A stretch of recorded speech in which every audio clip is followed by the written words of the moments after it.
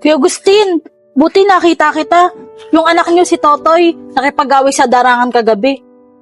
Ano, Michelle? Totoo ba yung sinasabi mo? Kasi kagabi, nasa loob lang ng bahay, alas 9. Hindi, Kuya Agustin. Si Totoy po talaga yun. Ang dami nga po nila puro kabataan. Tapos, nagsusuntukan pa doon, nagbabatuan pa sila doon. Ganun ba, Michelle? Sige, Michelle. Uuwi na ako sa bahay at tatanungin ko yung anak ko si Totoy. Saka nga pala, Michelle, maraming salamat sa sinabi mo. Sige, Kuya Agustin. Totoo ko yung sinasabi ni Michelle. Kasi kagabi, nandun lang siya. Pero nakakapagtaka. Siguro, nung tutulog ako, tinakasan niya ako. Sinabi ko sa kanya mga barkada niya, walang idudulot na mabuti sa kanya. Mapapahamak lang siya. Makauwi na nga.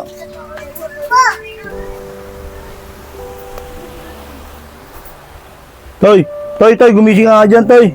Gumising ka. Oh, Tay! Bakit? Ano ba yun, Tay? Natulog ako, istorbo ko eh. Anong istorbo, Toy? Nakita ko lang ni Ate Michelle mo, doon sa may darangan. Nakikipag-away ro kayo, saka nakikipagbatuan pa kayo. Ano nakipag-away, Tay? Ang aga umuwi kagabi ah. Tsaka, dito lang ako. Tsaka hindi naman ako lumabas ah. Ibig sabihin, Toy, nagsisinungaling si Ate Michelle mo. Sinabi nga sa akin na kita-kita ka nga sa darangan doon, nakikipag-away.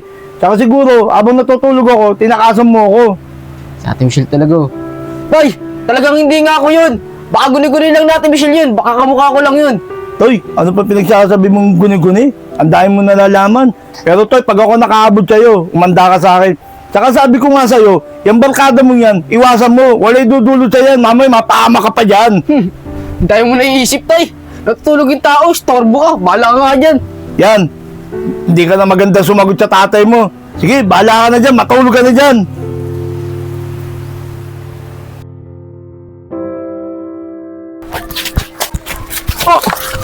Ayoko na ah! Ayoko na! Ah!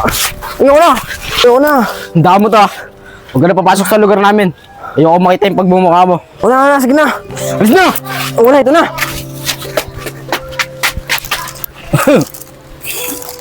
O Tay, may pagkain na ba tayo? Nagugutom na ako eh. Galing ha. Uuwi ka rito, nagugutom ka. Oh, may nakapagsumbong sa akin. May binanata ka na naman mo dyan. Ano ba gusto mong mangyari sa buhay mo? Oh! Hindi ka na nag-aawal, kahit ganyan pa, may ka pa sa away. Hindi ako yun, Tay! Hindi ako nakikipag-away dyan! Kahit Yan. tanong mo pa dyan! Yan, ganyan ka, lagi ka nagsisinungaling. Tay! Talagang hindi ako nagsisinungaling! Talagang hindi talaga ako nakikipag-away dyan! Toy, huwag ka nang magsinungaling sa akin. May nakapagsumbong sa akin. At alam mo ba, Toy, pag niloloko mo ako, parang niloloko mo na ng sarili mo. Sige na, Toy.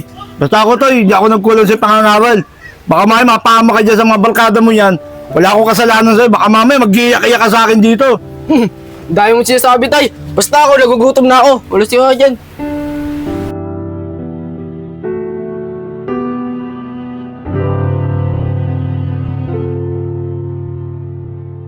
Tuy, ayoko na Tuy! Ayoko na Tuy! Ang kulit mo ano? Sabi ko sa'yo, huwag ka pupunta sa lugar namin. Ayoko makita yung pagmumukha mo. Sige na, alis ako Tuy. Sige na! Ako na, Tuy, alis. Tulungan mo naman ako. Bakit? Ang problema? Okay kasi, may dinaanan lang ako dun. Hindi ako binanatan na naman eh. Paano kaya makakabawi dun? Ano? Binanata ka na naman? Lagi ka na lang ginagawa pansimbag nun ni Totoy ah. Ganito gawin mo. Kung di mo siya kaya ng harapan, edi talikuran mo siya tirahin. Para mapahamak siya. Ah, ganun. Sa paano paraan? Ganito gawin mo. Ano? Tatanda ka na siguro niyan. Aris, sinabihan ko na sa Totoy. Dito kami magkikita sa abondo na itong bahay na to. Ganun ba? Okay yan. Tignan mo. Manood ka kung ano mangyayari mamaya. Tara.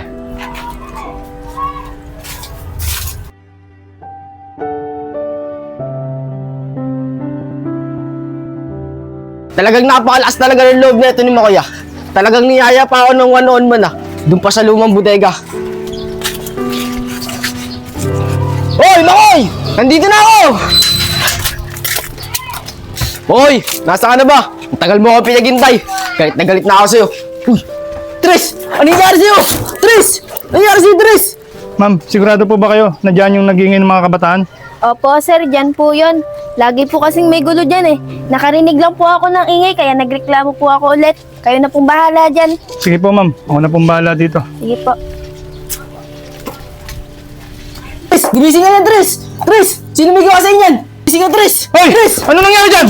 Hoy, tayo! Kang gagaw! Sir! May kakamali po kayo! Walang mala yan ah! Diyan ka! Kang gagaw dyan! Sir, may kakamali po kayo! Hindi po ako may gawa niyan! Need backup! Backup! Bakanting lote! Sir!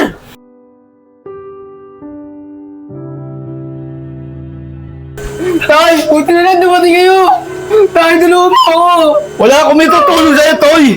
Tay! Yan ang sinabi ko sa'yo! Kung nakinig ka sa akin, hindi ka sana magkakaganyan! Mahilig ka kasi sa barkada, ano? Ayun na pala mo sa barkada! Pinaamak ka! Tay, labas mo ako dito! Toy, ano ba talaga nangyari, Toy? Tay, hindi ko talaga alam! Pagkapunta ko doon, nakaligalan lang talaga si Tres!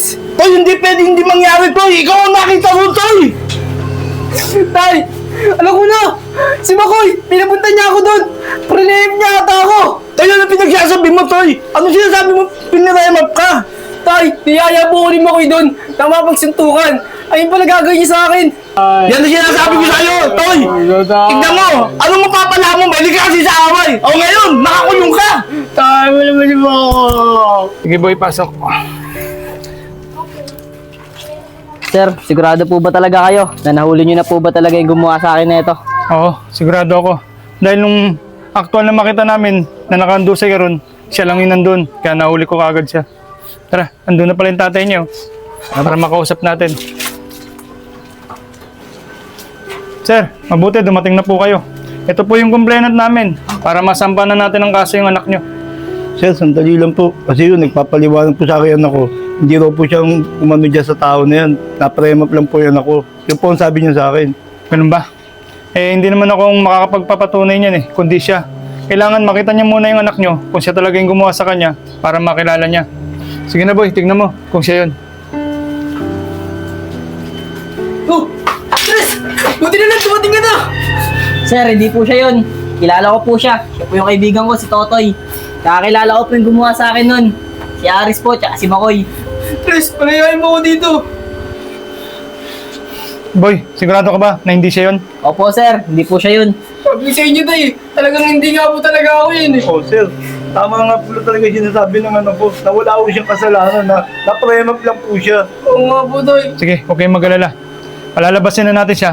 At ngayon, hahanapin natin yung sinasabi mong suspect. Sensya na ko kaya kung siya yung naging primary suspect ko. Dahil siya lang kasi yung naabutan ko nung nakaandusay itong bata na to eh. Sir, huwag po kayong mag-alala, sir. Ginagampanan niyo lang po ang trabaho niyo. Saka po, sir, sana po mahuli na po yung nanakit dito kay Tres.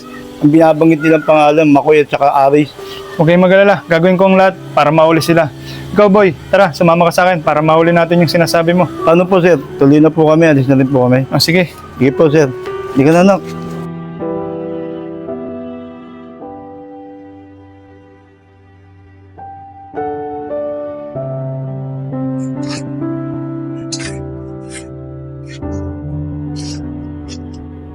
Tay, patawarin niyo po ako.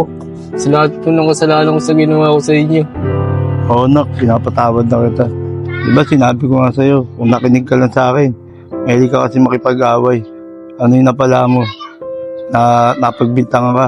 Mabuti na lang, tinuro ka ng kaibigan mo na hindi ikaw ang nakadisgrasya sa kanya. Sana nak, may naintindihan ka. Hindi lahat ng kaibigan makakabuti. Saka yung pakikipag-away, ayun ang ikapapahamak mo. Sana nak, may naintindihan ka sa mga sinasabi ko sa'yo. Tay, wow po sa inyo. Hindi na po ako makikipag-away. Lahat po nang iutos sa akin, susundin ko na po, tay. Salamat naman na naintindihan mo yung mga sinasabi ko sa'yo.